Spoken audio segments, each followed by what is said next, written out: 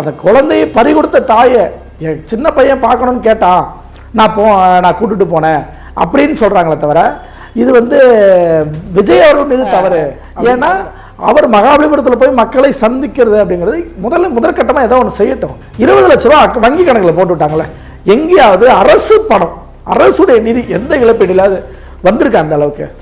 இப்போ கோர்ட்டுமே சொல்லியிருக்காங்க சார், இனிமேல் ரோட் ஷோ யாரும் இந்த கேஸ் முடிகிற வரையும் நடத்தவும் கூடாதுன்னு சொல்லிட்டாங்க. இந்த கேஸ் 10 வருஷம் போகுங்க, அப்போ 10 வருஷம் ரோட் ஷோ நடத்தலாம், அரசியல் உரிமை போவதில்லை. இதே மாதிரி எம்ஜிஆருக்கு வந்துச்சுங்க. எம்ஜிஆரோட உலகம் சுற்றும் வாலிபன் படம் வெளியே வரும்போது தமிழகம் முழுக்க அந்த திமுக ஆட்சியில் ஒவ்வொரு ரசிகர்களும் தாக்குதல் நடந்து 18 பேர் இறந்தாங்க. அப்போ 67 ஆட்சிக்கு வர்றதுக்கு முக்கிய காரணம், 71 பிரச்சாரமாக முக்கிய காரணத்தில் இருந்து கருணாநிதி அவர்களை ஆட்சிக்கு வர வைக்கிறார். அப்போ 77 தான் ஆட்சி பிடிக்கிறார். அப்போ கருணாநிதி முதல்வராக இருக்கும்போது அவருடைய நெருக்கடிகளையும் தாக்குதலையும் எதிர்கொள்றாரு எம்ஜிஆர்.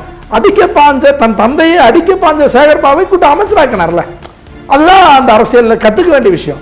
எடப்பாடி பழனிசாமியை விடவே முந்தி விஜய் போயிடுவாரு, 3வது இடத்துக்கு எடப்பாடி தள்ளப்படுவார் அப்படின்னு சொல்லியிருக்காரு. அவருடைய மகன் பேர் யாருக்கும் தெரியாது, மகள் பேர் யாருக்கும் தெரியாது, மனைவி பேர் யாருக்கும் தெரியாது. இவருக்கெல்லாம் அப்படி கிடையாது. திமுகவுக்கு எல்லாருடைய பேரும், அவருடைய மருமகன் பேர்லேருந்து மருமகள் பேர் வரைக்கும் எல்லார் பேரும் எல்லாருக்கும் தெரியும். சினிமா நிறுவனங்கள் ஆதிக்கம் செலுத்துறாங்க. ரெட்ஜர் மூவிஸ் எதிர்த்துறீங்க, எங்கள் தமிழ்நாடு முழுக்க சினிமா வெளியிட முடியாது அப்படிலாம் எங்கேயாவது எடப்பாடியார் பண்ணியிருக்காரா? ஆட்சி அதில் 4 வருஷம் செய்ய மறந்தார பண்ணியிருக்காரா? Q7 நேயர்கள் அனைவருக்கும் வணக்கம். இன்று நம்முடன் நேர்காணலில் இணைந்திருப்பவர் ராஜா ஸ்டாலின் அவர்கள், மூத்த பத்திரிகையாளர் மற்றும் அரசியல் விமர்சகர். வணக்கம் சார். வணக்கம் சார். இன்னைக்கு ரொம்ப பேசப்பட்ட விஷயம் கரூர் மக்களை இத்தனை நாள் விஜய் போய் பார்க்கல அப்படின்றது. ஸோ இன்னைக்கு சென்னைக்கு கூட்டிட்டு அவங்கள தங்க வச்சு இப்போ பார்த்துருக்காங்க சார். இது ஒரு பக்கம் நல்ல விஷயமாகவும் பார்க்கப்படுது. ஆனால் மறுபுறம் என்ன சொல்கிறாங்கன்னா, இங்கே வந்தது ரொம்ப தப்பான விஷயம், அவங்க இடத்துக்கு போய் தானே பார்க்கணும் அப்படின்னு சொல்கிறாங்க. ஸோ நீங்கள் இதை எப்படி சார் பார்க்குறீங்க? அவர் பார்த்துருக்கிறது வரவேற்கக்கூடிய விஷயந்தான். அது குறை என்னென்னா அவர் இங்கே பார்த்தாருங்கிறது தான். ஆனால் என்னென்னா அவர் பழைய பெரிய அரசியல் கட்சிகளைப் போல் நான் அங்கே தான் பார்ப்பேன்னு ஒரு பிடிவாதம் பிடிச்சி பார்க்க முடியல. அதுக்கு எதார்த்தம் என்னென்னா, அவங்க கோர்ட்டு மூலமே முயற்சி எடுத்தாங்க கரூரில் போய் சந்திப்பதற்கு. அடிப்பட்டவர்களையும் சேர்த்து, அவங்க ஒரு 151 பேர் இருக்காங்க, அவர்களையும் சேர்த்து இறந்த குடும்பத்தையும் சேர்த்து பார்க்கணும்னு சொல்லி முடிவெடுத்தாங்க. முடிவெடுத்து நீதிமன்றத்தை அணுகுனாங்க. நீதிமன்றம் ஒரு சில வழிகாட்டு நன்மைகளோட காவல்துறையை அணுக சொல்லிட்டாங்க. காவல்துறை என்ன பண்ணுச்சுன்னா, ஒரு சில மண்டபங்கள் கொடுக்கறதாகவும், அப்புறம் அந்த மண்டப உரிமையாளர்களே அந்த மண்டபம் இல்லைன்னு சொல்லி மறுக்கிறதாகவும் இப்படியே போயிட்டுருச்சு. கடைசியாக அப்புறம் காவல்துறையே ஒரு மண்டபத்தை பார்த்து சொன்னாங்க, ஒரு 5-6 பேர் கூடக்கூடிய அளவுக்கு. ஆனால் காம்பவுண்ட் வால் ஒரு 4 அடி அளவுக்கு தான் இருக்குன்னு சொல்லி. ஆனால் அதுக்கு தான் ரசிகர்கள் எகிரிச்சு வந்தால் இதாகிடும்னு சொல்லிட்டு தான் அது மாதிரி ஒரு சில சிக்கல்களை தவிர்த்தாங்க. அடுத்தது இதை விட்டு வேறு மாற்று இடம், ஒரு நாமக்கல், ஈரோடு போன்ற பகுதியில் போகலாம் அப்படின்னா அங்கேயும் இருக்காங்க. அப்போ கரூரை மட்டும் சேர்ந்தவர்கள் இறக்கலை, நாமக்கல்லை சேர்ந்தவர்களோ ஈரோடு சேர்ந்தவர்களோ இப்படி சுற்று வட்டாரத்தை சேர்ந்தவர்களோ இறந்துருக்காங்க. அதனால் சரி, இதை அங்கேருந்து நீங்கள் அதிகபட்சம் கொண்டு வந்தால் திருச்சியோ அல்லது வேறு எங்கேயாவது கொண்டு வரோம். அப்படி எங்கே வந்தாலுமே இது ஒரேடியாக மகாபலிபுரம் வந்துடுறது நல்லது, சிறந்தது, அது நம்ம கட்டுப்பாட்டுக்குள்ளே இருக்குன்னு அவங்க முடிவெடுத்தாங்க. அதுதான் இதை தவிர அவர்கள் அங்கே போகலை அப்படிங்கிறது இன்றைய அது ஒரு புதிய கட்சி, ஒரு சிறிய கட்சி தான். விஜய் அவர்களுக்கு ரசிகர் பட்டாளம் அதிகமாக இருக்கலாம், ஆனால் கட்சியாக பார்க்கும்போது அனைத்து ரசிகர்களும் அரசியல் அனுபவம் உள்ளவர்களாக கட்சி எதிர்கட்சிகள் வைக்கிற அரசியலை எதிர்க்கக்கூடியவர்களாக இருக்க மாட்டாங்க. ஒன்றும் இல்லைங்க, உதாரணத்துக்கு கரூர் போகிறார், கரூர் சம்பவம் நடந்துருச்சு. ஆனால் பொதுவில் கரூரை சேர்ந்தவர்களோ அந்த குடும்பத்தை சேர்ந்தவர்களோ வரவேற்கிறாங்க. நாங்கள் இழந்துட்டோம் எல்லாம் உண்மைதான், ஆனால் விஜய் நான் குழந்தைங்களை கூப்பிட்டு வரக்கூடாது தான் சொன்னாங்க அப்படின்னு சொல்கிறாங்க. பாதிக்கப்பட்ட, அதாவது அந்த குழந்தையை பறிகொடுத்த தாயை என் சின்ன பையன் பார்க்கணும்னு கேட்டான், நான் கூட்டிட்டு போனேன் அப்படின்னு சொல்கிறாங்களே தவிர இது விஜய் அவர்கள் மீது தவறு அப்படின்னு சொல்லலை என்ன. அப்போ அது அந்த குடும்பம் அப்படி தான் பார்க்குது என்ன. அந்தளவுக்கு ஒன்று. அடுத்து அந்தளவுக்கு இவர்கள் ஒரு மேட்டுக்குடிக்கான ஒரு வாழ்வியல் தன்மை கிடையாது. மேட்டுக்குடினா எனக்கு ஒரு சின்ன கையில் அடிப்பட்டால் கூட அதை இழப்பாக பார்ப்பாங்க என்ன. இவங்க என்ன சொல்கிறாங்க, ஒரு ஊனமுற்றவர்களாம் இங்கே பார்த்தாங்கன்னா எப்படி அவங்க கஷ்டப்படலையா அப்படின்னா, நீங்கள் இந்த ஊனமுற்றல் இதுக்கு மட்டும் இல்லைங்க, நீங்கள் தீபாவளி பொங்கல் பேருந்தில் பயணிக்கும் போது பாருங்கள், அவங்களுக்கு பாத்ரூம் வசதி இருக்கா? நீங்கள் நார்மலாக தீபாவளி பொங்கல் பேருந்து நிலையம் போங்க, பேருந்து நிலையம் போனீங்கன்னா அப்படியே தண்ணியாகவும் யூரினும் கலந்து இருக்கும் நிறைய இடங்களில். ஆனால் நிறைய ஊனமுற்றல் கையை வச்சு தான் நடந்து போவாங்க.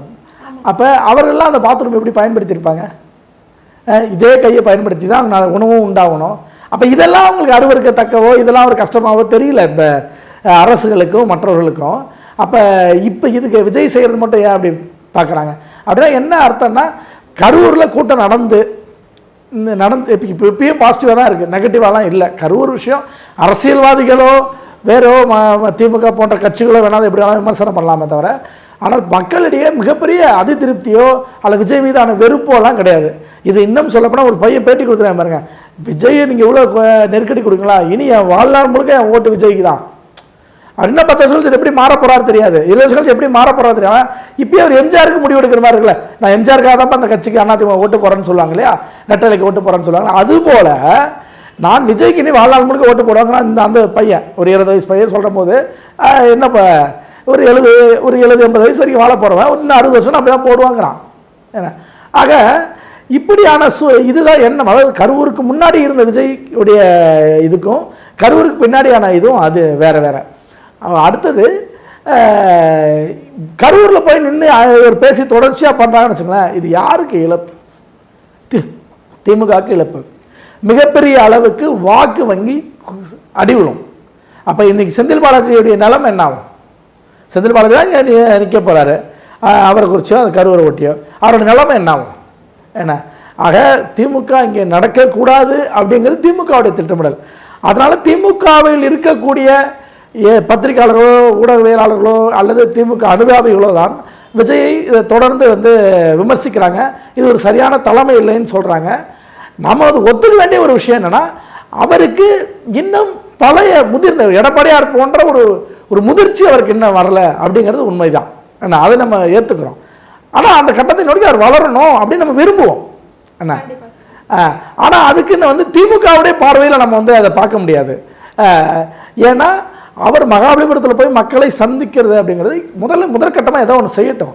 அடுத்து இன்னொரு நல்ல விஷயம் சொல்லுங்க, 20 லட்ச ரூபா வங்கி கணக்கில் போட்டு விட்டாங்களே, எங்கேயாவது அரசு பணம் அரசுடைய நிதி எந்த இழப்பீடு இல்லாது வந்திருக்கா அந்த அளவுக்கு? இந்த அளவுக்கு விரைவாகும். ஒரே ஒரு ரூபா கூட பிடித்தல் இல்லாமல், என்ன நடுவில் 1000 இந்த கையெழுத்து அந்த கையெழுத்து இந்த அதிகாரி அந்த பிரச்சனை அப்படி இப்படின்னு சொல்லி பணம் எங்கேயோ ஒன்று கழிச்சுக்கிட்டு தான் போகும். அல்லது எதுவுமே இல்லைன்னா அந்த பெரிய கட்சியை சேர்ந்த அரசியல்வாதிகளும் ஏதோ ஒன்று நடக்கும். அப்படி இல்லாமல் என்ன நேரடியாக பாதிக்கப்பட்ட குடும்பம் 39 குடும்பத்துக்கும் போயிருக்கு. என்ன 20 லட்சமா? அப்போ அது எந்த அளவுக்கு ஒரு இதோட பண்ணியிருக்காங்க, அதை நம்ம வரவேற்க வேண்டிய விஷயம். இப்போ இதை அடுத்தது அவர்கள் கருவறை போவதோ இன்னும் ஊனமுற்றவர்களை பார்ப்பதோ, ஏன்னா ஒரு 40 பேர்கிட்ட வந்ததாக சொல்கிறாங்க. அப்போ இன்னும் பாதிக்கப்பட்டவங்க இருக்காங்க, அவர்களையும் பார்க்கணும் அப்படிங்கிறதா. அது இன்னும் நடக்கும் நம்ம நம்புவோம். ஆனால் திமுக சொல்வதை போல இது அப்படி இல்லை. ஏன்னா திமுக இதே ராஜாஜி ஹாலில் கலைஞருடைய உடல் இருந்துச்சுங்க, அவர் இறந்த உடனே அந்த ராஜாஜி ஹாலில் அதே கூட்ட நெரிசலில் 3 பேர் இறந்தாங்களே. அப்போ அதுக்கு நீங்கள் பொறுப்பேற்றுக்கிட்டீங்களா திமுக? என்ன அதே டீஹைட்ரேஷன் பிரச்சனை இருந்துச்சு, தண்ணீர் பற்றாக்குறை பிரச்சனை இருந்துச்சா? அன்னைக்கு அதிமுக அரசு சிறப்பாக செயல்பட்டதனால் அது 3 பேரோட, அதாவது அதிமுக அரசின் காவல்துறை சிறப்பாக செயல்பட்டதனால் 3 பேரோட அந்த மரணம் தடுக்கப்பட்டுச்சு. கூட்ட நெரிசலில் இறந்தவர் 3 பேர் தான். ஆனால் நீங்கள் அதன் பிறகு நடந்த எத்தனையோ விஷயங்கள்ல என்ன, நீங்கள் இந்த ஏர்மேன் ஷோவில் கூட கூட்டம் நடத்தி முடிச்சு களையும் போது 5 பேர், அது திமுக ஆட்சி. ஆக அந்த அளவுக்கு இப்போ விஜய் செஞ்சது தப்பு. ரொம்ப விஜயில தான் ரொம்ப ஆர்வத்தை காட்டுறாங்களே சார், மற்ற விஷயத்துக்கோ ஆர்வத்தை விட இதுல தான் ஆர்வம், ரொம்ப கரூர் இஷ்யூல தான் ரொம்ப ஆர்வம் காட்டுறாங்க. ஆமா, இது நடந்து 27 நடந்துச்சு. என்ன கிட்டத்தட்ட 1 மாதத்துக்கு மேல ஆயிடுச்சு. 1 மாதமாகவே இதையொட்டியே பேசுவது, இதையொட்டியே நடப்பது. இது இப்போ தொலைக்காட்சி விவாதங்களும் ஊடக விவாதங்களும் எல்லாமே இந்த விஜயுடைய விஷயமே அதிகம் பேசுற மாதிரி ஆக்குறாங்க. ஒன்று அவங்க பேசுகிறாங்க, அல்லது பேசலாம் நீங்கள் கேட்க மாட்டீங்களா, இது நியாயம் இல்லையா அப்படின்னு அவங்க ஆரம்பித்து வச்சிடுறாங்க. அப்புறம் மற்றவங்க அதுக்கு பதில் சொல்கிற இடமா ஆக்கிடுறாங்க. என்னென்னா விஜய் ஒரு அதாவது ஒரு கூட்ட நெரிசல் மரணம்ங்கிறது இது தமிழ்நாடு மட்டும் இல்லை, இந்தியா முழுக்க நடந்திருக்கு. அரசியல் கூட்டத்தில் இது முதல் முறை என்ன அப்படிங்கிறது. அதுக்கு அந்த கட்சியும் பொறுப்பு தான். அதுக்கு விஜய்க்கு பொறுப்பே இல்லை நம்ம சொல்ல வரல, அரசுக்கு மட்டுமே பொறுப்புன்னு அரசு மேலேயும் பழி போடலை. 2 தரப்பும் சேர்ந்து செஞ்சிருக்க வேண்டிய விஷயம். இது கவனமாக கையாண்டிருக்கணும். கையாளலை, தவறு நடந்துருச்சு. இந்த தவறுக்கு பரிகாரமாக விஷயத்தை செய்யுங்க. இதுக்கப்புறம் நடக்கக்கூடாது எங்கே. ஏன்னா எல்லா கட்சியுடைய கூட்டங்களுக்கும் இந்த கூட்ட நெரிசல் இருக்கும். அப்போ எல்லா இடத்துலையும் இந்த பிரச்சனை வந்துச்சுன்னா கூட்டமே யாரும் போட முடியாதுங்க. பேசுவதற்கு, ஒன்று கூடுவதற்கு, என்ன தன் கருத்தை பொதுமக்களுக்கு சொல்லுவதற்கு எல்லா கட்சிக்கும் உரிமை மறுக்கப்படும். இப்போ கோர்ட்டுமே சொல்லியிருக்காங்க சார், இனிமேல் ரோட் ஷோ யாரும் இந்த கேஸ் முடிகிற வரையும் நடத்தவும் கூடாதுன்னு சொல்லிட்டாங்க. இந்த கேஸ் 10 வருஷம் போகுங்க. அப்போ 10 வருஷம் நீங்கள் ரோட் ஷோ நடத்தலாம், உங்கள் அரசியல் உரிமை போகுதில்ல. அப்போ நீங்கள் அந்த ரோட் ஷோ நடத்தலாம், இதான் கண்டிஷன், இது எப்படி நடத்துகிறோங்கிற இடத்துக்கு தான் போகணுமே தவிர இது ஜனநாயகம் கூட பேசுவதையோ மக்களுக்கு நம்மகிட்ட இருக்கிற கருத்தை சொல்லி அந்த கருத்துக்கு அணி திரட்டுவதையோ தடுப்பது அப்படிங்கிற முறையை நோக்கி நாங்கள் இதெல்லாம் என்னை போன்றவர்களுடைய அச்சமாகவே இருந்துச்சு. இந்த சம்பவம் நடந்தால் இதை வச்சு நம்ம சொல்லிடுவாங்களே அப்படி. ஏன் விஜய் வழக்குக்குள்ளே கொண்டு வரல அப்படின்னா, ஒரு கூடுகிற கூட்டத்துடைய தலைவர் மட்டுமே அந்த இறப்புக்கு காரணம் அப்படின்னு சொன்னால், அது மாதிரி எத்தனையோ கூட்டங்கள் நடந்து இருக்கு, இனியும் நடக்கும். அப்படி நடக்கும்போது தலைமைக்கு போகிறோம்னா எல்லா கட்சிக்கும் அது நடக்கும்ல. இன்னைக்கு திமுக ஆட்சியாக இருக்காங்க, 10 ஆண்டு ஆட்சியில் இல்லாமல் இருந்த கட்சி தானே திமுக. இப்போ திரும்பி நாளைக்கு ஆட்சி இறக்க மாட்டாங்களா? மீண்டும் 2026 எடப்பாடி ஆட்சி வரமாட்டா? அப்போ வந்ததுக்கு பிறகு திமுகவுக்கு என்ன நிலைமை? அப்போ அதனால தான் கூட்டத்தை நடத்திய மாவட்ட செயலாளரையும் அதை கூட்டத்துக்கு ஏற்பாடு செய்த புஸ்லி ஆனந்த் போன்றவர்களையும் சிட்டி நிர்வாகம் போன்றவர்களையும் வழக்குக்குள்ளே கொண்டு வராங்களே தவிர விஜய் இந்த விசாரணை வளையத்துக்குள்ளே கொண்டு வரல. விஜய் மேலே தப்பு இருக்கு போகிறது விசாரணைக்குள்ளேயே அவங்க கொண்டு வரல. இதான் இது. ஆக இப்போ இதிலிருந்து விஜய் கட்சி மீண்டு வருது. என்ன ஒரு சிறப்பான அம்சம்னா, இந்த மாதிரி பணம் கொடுத்தது ஒரு மிக சிறப்பான ஒரு விஷயம். இதாக வங்கி கணக்கே போயிருக்கு, இப்போ தொகையும் பெரிய தொகை. அது உயிருக்கு நம்ம மதிப்பு சொல்லலை. ஒரு அரசியல் கட்சியாக இத்தனை பேருக்கு கொடுத்தது அப்படிங்கிற விஷயத்தை நம்ம பேசப்பட வேண்டியதாக இருக்குது. அதையெல்லாம் பாசிட்டிவான விஷயத்தெல்லாம் இவர்கள் பேசுவதே இல்லை. வெறும் விஜய் மீது குறை மட்டும்தான். இது அந்த கட்சிக்காரர்களே பேசுவதில்லை. தேவைக்கா கட்சியை சேர்ந்தவர்களே அதை பேசுவதில்லை.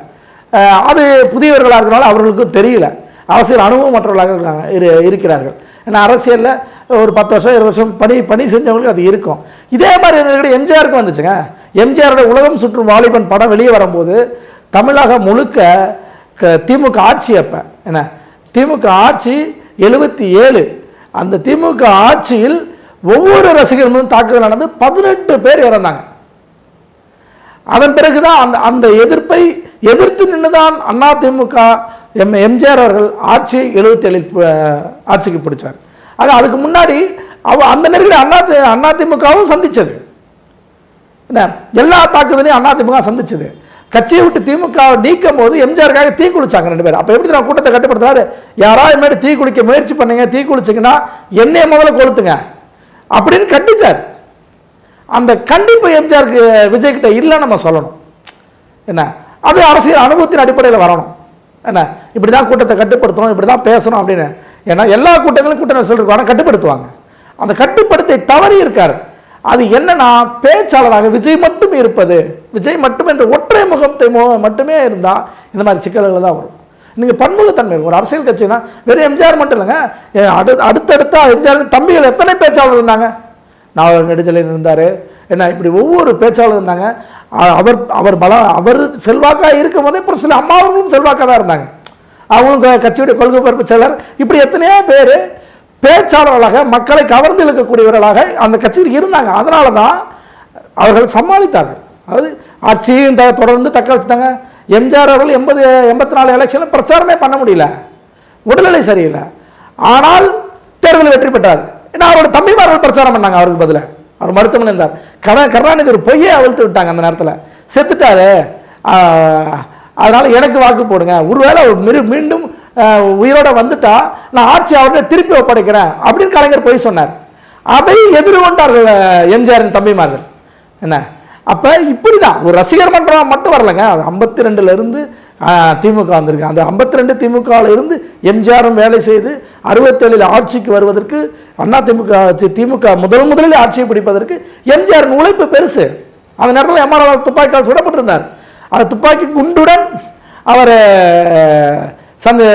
தேர்தலை சந்திச்சார். என்ன பிரச்சாரம் செய்தார். பிரச்சாரம்னா அவருடைய புகைப்படம், அந்த ஒட்டப்பட்ட புகைப்படம் தமிழகம் முழுக்க புகைப்படங்கள் ஒட்டப்பட்டுச்சு, சுழலத்து வரைஞ்சாங்க. இது மக்களுக்கு சென்றடைஞ்சு தான் அண்ணா அவர்கள் ஆட்சிக்கு வந்தார். அண்ணா நீ பிரச்சாரம் பண்ணணும், அந்த நேரத்தில் உன் முகத்தை மட்டும் காட்ட வேணாம், நீ பேச வேணாம் அப்படின்னு சொல்லி பிரச்சாரத்தை கூப்பிட்டாங்க. முதல்ல ஆட்சிக்கு வந்தது அப்படிதான். 71 அண்ணா இறப்புக்கு பிறகு ஆட்சியை பிடித்து 205 சீட்டு திமுக வரலாலே இதுதான் மிகப்பெரிய அளவுக்கு எண்ணிக்கையில் வென்ற சீட்டு. அப்போ எம்ஜிஆர் திமுகவின் பொருளாளராக இருக்கார். அப்போ இது எல்லாமே பயிற்சி தான். அப்போ 67 ஆட்சிக்கு வர்றதுக்கு முக்கிய காரணம், 71 பிரச்சாரமாக முக்கிய காரணத்தில் இருந்து கருணாநிதி அவர்களை ஆட்சிக்கு வர வைக்கிறார். அப்போ 77 தான் ஆட்சி பிடிக்கிறார். அப்போ கருணாநிதி இப்போ முதல்வராக இருக்கும்போது அவருடைய நெருக்கடிகளையும் தாக்குதலையும் எதிர்கொள்கிறார் எம்ஜிஆர். அப்போ அப்படியே அதிகாரத்துக்கு வராரு. இப்போ இதை தான் விஜய் அவர்கள் கற்றுக்கொள்ளணும், அதை அடிப்படையாக தான் வரணும். இப்போ இப்போ எல்லாரையும் இப்போ இது பண்ணிக்கிறது இருக்கு இல்லையா, இப்போ அதிமுக ஒரு ஆதரவு கரம் கொடுக்குது, அந்த ஆதரவு கரத்தை பற்றிக்கணும், பற்றிக்கணும். இது இல்லை அப்படின்னா அரசியல் ஒன்றுமே சாதிக்க முடியாது. தேர்தல் வேலைங்கிறது இதை விட மோசமானது.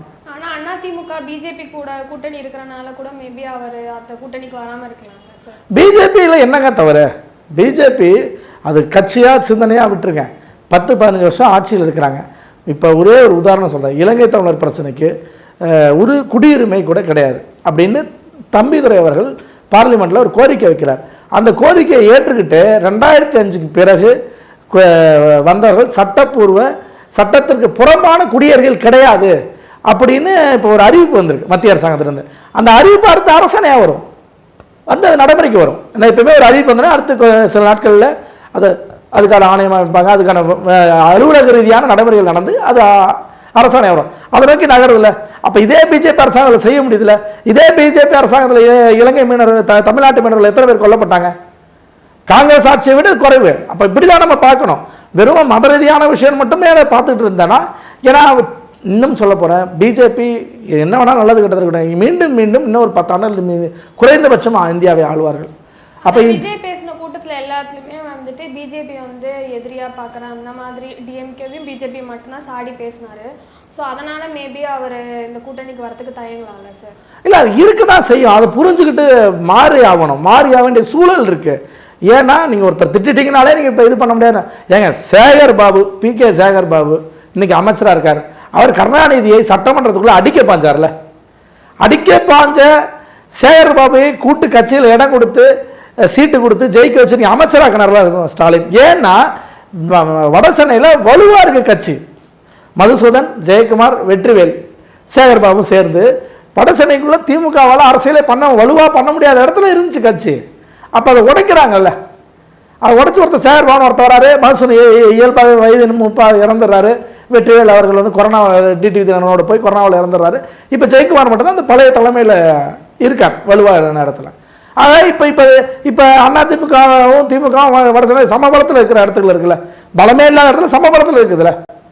நீங்கள் சென்னை தேர்தலில் பார்த்தீங்கன்னா சென்னை முழுக்க கைப்பற்றாலும் வடசென்னையில் பார்த்தீங்கன்னா அதிமுக அதிகமான சீட்டுகள் வெற்றி வரும். ராயபுரத்தில் ஜெயிச்சுட்டு வருவார், மதுசூதன் ஜெயிச்சுட்டு வருவார், வெற்றிவேல் ஜெயிச்சுட்டு வருவார். இப்போ இப்படியே இருக்கும். அப்போ இதெல்லாம் என்னன்னா தன் தந்தையை அடிக்க பாஞ்ச சேகர் பாபுவை கூட்டு அமைச்சராக்கினார்ல. அதுதான் அந்த அரசியலில் கற்றுக்க வேண்டிய விஷயம். அதை நீங்கள் மறுத்தீங்கன்னா அரசியல் இது தேர முடியாது. ஏன்னா அதனால தான் விஜய் கற்றுக்கொள்ள வேண்டும். நான் பிஜேபியோட போவேன், யாரு கூட போனாலும் வாய்ப்பு தான் பயன்படுத்திக்கணுங்க. ஏன்னா அதுவும் யாரு கூட போனால் நல்லதை பார்த்து பயன்படுத்தணும். அதிமுக என்னைக்கு என்ற காலத்திலையுமே கூட்டணிக்கு வந்த கட்சியை அழிச்ச வரலாறு கிடையாது. ஆனால் திமுக அந்த வரலாறு உண்டு. கூட்டணியில் இருக்கும் போதே மல்லை சத்யாவை பிரிச்சு நிற்கிறாரா? இப்போ மட்டும் இல்லைங்க, இதுக்கு முன்னாடியும் அப்படிதான். என்ன நாஞ்சில் சம்பத்தில் இருந்து ஒவ்வொருத்தரும் கூட்டணியில் இருக்கும் போதே வெளியே போனது காரணம் செஞ்சியார் உட்பட LG இலா கணேசன் உட்பட மதிமுக வெளியே போகிறதுக்கு காரணமாக இருந்தது திமுக தானே, கருணாநிதி தானே. கூட்டணியில் இருக்கும் போதே அந்த வேலையை அவர் செய்வார், திமுக செய்ய. ஆனால் அதிமுக செஞ்சதில்லை. உதாரணம் கூட ஒன்று சொல்கிறாங்க இல்லையா, 2001 சட்டமன்ற தேர்தலில் திமுக என்ன பண்ணுறது, திமுக கூட்டணியில் விடுதலை சிறுத்தைகள் போட்டியிடுது. ஆனால் உதயசூரியன் சின்னத்தில் போட்டியிடுன்னு கட்டாயப்படுத்துகிறாங்க, போட்டிடுறாங்க. 8 தொகுதி தமிழ்நாட்டில், 2 தொகுதி பாண்டிச்சேரியில் போட்டிடுறாங்க. ஆனால் 2006 திருப்பி அதிமுக கூட்டணி வைக்கிறார். அப்போ அது ஜெயிச்சு வெற்றி பெற்று இருக்காரு மங்களூர் தொகுதியில் சட்டமன்றத்தில். அதிமுக கூட்டணினால ரிசைன் பண்ணிட்டு வராரு. என்ன தேர்தல் 2001 2004 ரிசைன் பண்ணுறாரு. ஏன்னா சின்னம் அவங்களோட இது, அதில் கட்சி தடை சட்டத்தின்படி நடவடிக்கை எடுப்பாங்க. அதனால் இப்போ திருமாவளவன் அவர் ரிசைன் பண்ணி அதிமுக கூட்டணிக்கு வராரு. ஆனால் அதிமுக கூட்டணிக்கு வந்தவொடனே என்ன தெரியுமா வந்துச்சு, அதிமுக கூட்டணியில் இரட்டையில் நில்லுங்கன்னு சொல்லலை, நீங்கள் எந்த சின்னத்தை தேர்ந்தெடுக்கணும் உங்கள் சின்னத்தை அவங்க ஒரு சுயேட்சை சின்னம் தேர்ந்தெடுத்து போட்டிட்டாங்க. என்ன 10 சீட்டுக்கு மேலே கொடுத்தாங்க. இதுதான் அதிமுக வரலாறு. இப்படி கூட்டணி கட்சியுடைய அதாவது கூட்டணி கட்சிக்கு சேர்த்து வாழ்க்கை கொடுத்தது அதிமுக. 2014 விஜயகாந்த் என்ன பண்ணார், கூட்டணி வச்சாரா? எதிர்கட்சி தலைவர் அந்தஸ்துக்கு வளர்ந்தாரா? 29 MLA திமுக 22 சீட்டு எடுத்து எதிர்க்கட்சியாக கூட ஆக முடியல. அப்போ அதிமுக சேர்ந்ததால் பலன் அடைந்தார். அப்புறம் அவர் இயல்பாக உடல்நிலை சரியில்லாதனால அடுத்தடுத்த அரசியல் அவரால் விஜயகாந்த் அவரால் சக்ஸஸ் பண்ண முடியல. இதான் இதை தவிர. ஆனால் இதை தான் விஜய் புரிஞ்சுக்கணும். அதிமுக தோழமை சக்தி அப்படின்னு அவர் புரிஞ்சுக்கிட்டாதான் நம்ம இந்த அரசியலை இது பண்ண முடியும். நீங்கள் வந்து தேர்தலுக்கு நிற்கிறேன்னா ஒன்றே ஒன்று சொல்லுங்கள், நான் ரிசல்ட்டை தான் சொல்லுவேன். அதாவது இது வரைக்கும் என்ன நடந்துச்சு அந்த ரிசல்ட்டை வச்சு தான் ஒரு விஷயத்தை முடிவெடுக்க முடியும்.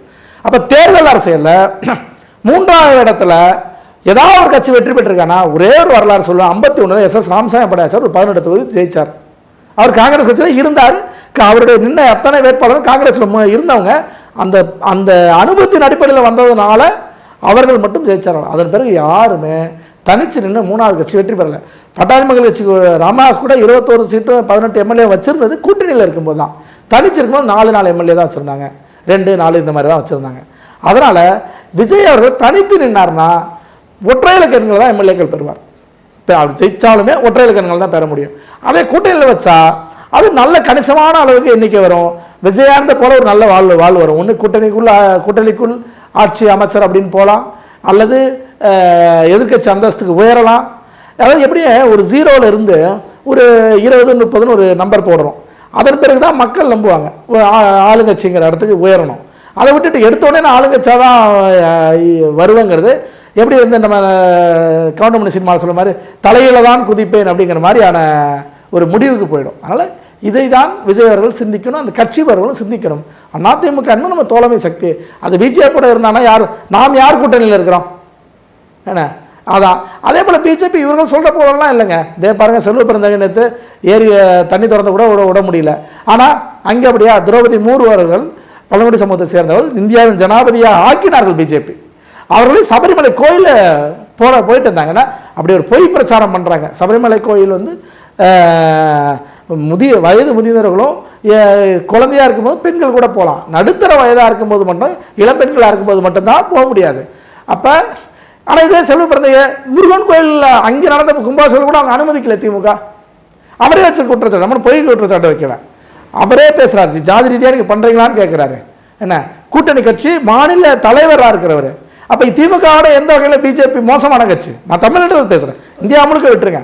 தமிழ்நாட்டில் பிஜேபி எப்படி இருக்குது, என்னவா இருக்குது அப்படிங்கிறது. பிஜேபிங்கிறது 10 வருஷம் முன்னாடி இருந்த கட்சி இல்லைங்க. இங்கே தமிழ்நாட்டில் இப்போ பிஜேபி இல்லாத ஊர்களே இல்லைன்னு ஆகிப்போச்சு. அது 2 பேருக்கானோ 10 பேருக்கானோ 50 பேருக்கானோங்கிறதெல்லாம் பிரச்சனை இல்லை. ஆனால் அந்த ஊருக்கு கிளை வச்சுருக்கான். காங்கிரஸ் கிளை கிடையாது.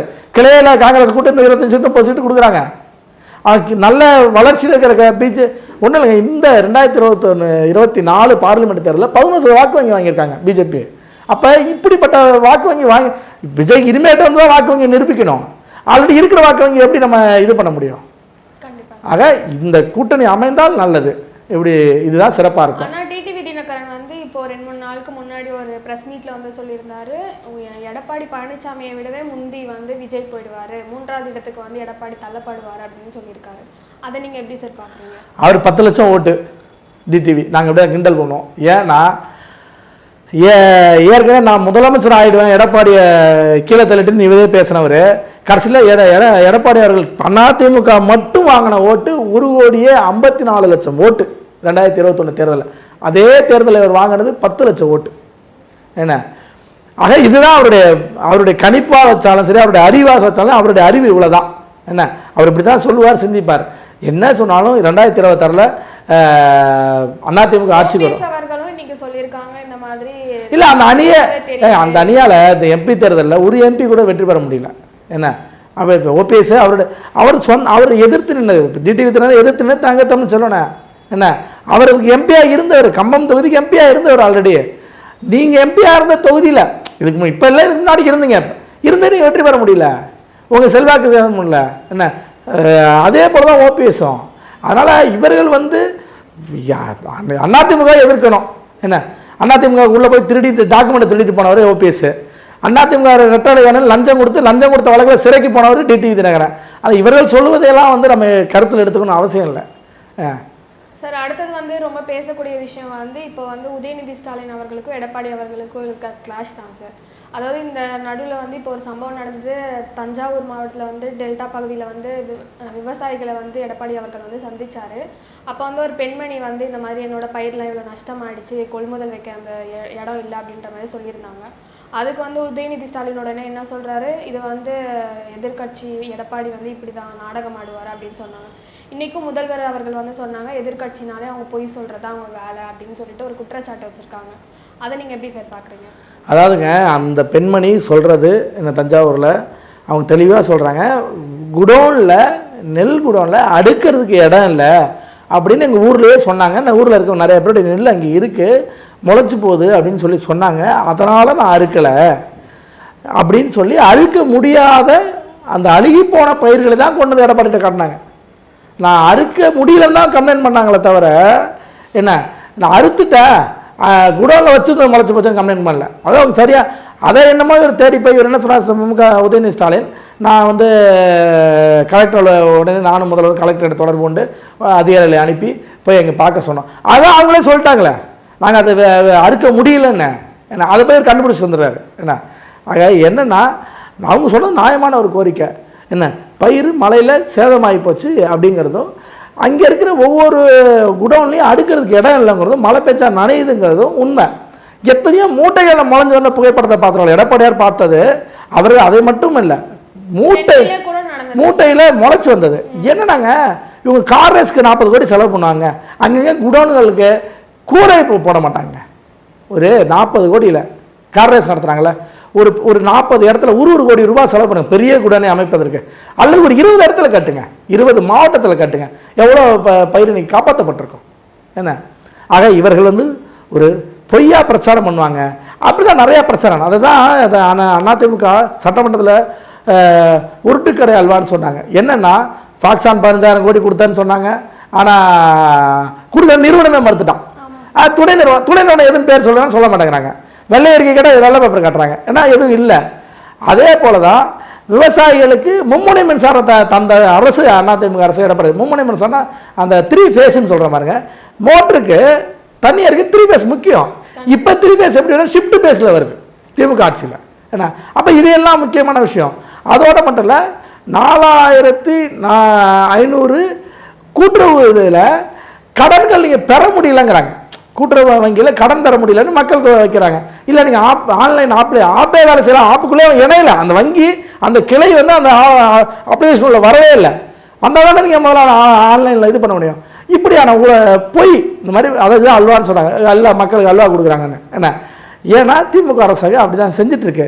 ஆனால் எடப்பாடி அவர்கள் அப்படி இல்லைங்க. 13,000 கோடி விவசாயிகளுடைய கடனை கூட்டுறவு வங்கியில் வைத்திருந்த கடன்களை, நகை கடனோ பயிர்க்கடனோ போன்ற கடன்களை ரத்து செய்தார். 2 முறை ரத்து பண்ணார். கொரோனா போன்ற பிரச்சனைகள் வந்த பிறகு கூட அதை ரத்து பண்ணார். ஏன்னா அந்த அளவுக்கு விவசாயிகள் மீது அக்கறை உள்ளவர்கள். தானே ஒரு விவசாயி தானே கீழே இருந்து மேலே வந்தாலும் ஒன்றும் இவங்களை மாதிரி வானத்திலிருந்தெல்லாம் குதிக்கல, வாரிசு அரசியல் வரல. என்ன அவருடைய குடும்பத்துடைய யாருமே வாரிசு அரசியல் உள்ள இல்லை. அவருடைய மகன் பேர் யாருக்கும் தெரியாது, மகள் பேர் யாருக்கும் தெரியாது, மனைவி பேர் யாருக்கும் தெரியாது. இவருக்கெல்லாம் அப்படி கிடையாது. திமுகவுக்கு எல்லாருடைய பேரும் அவருடைய மருமகன் பேர்லேருந்து மருமகள் பேர் வரைக்கும் எல்லார் பேரும் எல்லாருக்கும் தெரியும். சினிமா நிறுவனங்கள் ஆதிக்கம் செலுத்துறாங்க. ரெட்ஜர் மூவிஸில் எதிர்த்து நீங்கள் எங்கள் தமிழ்நாடு முழுக்க சினிமா வெளியிட முடியாது. அப்படிலாம் எங்கேயாவது எடப்பாடியார் பண்ணியிருக்காரா? ஆட்சி அதில் 4 வருஷம் செய்யாமல் இருந்தார், பண்ணியிருக்காரா?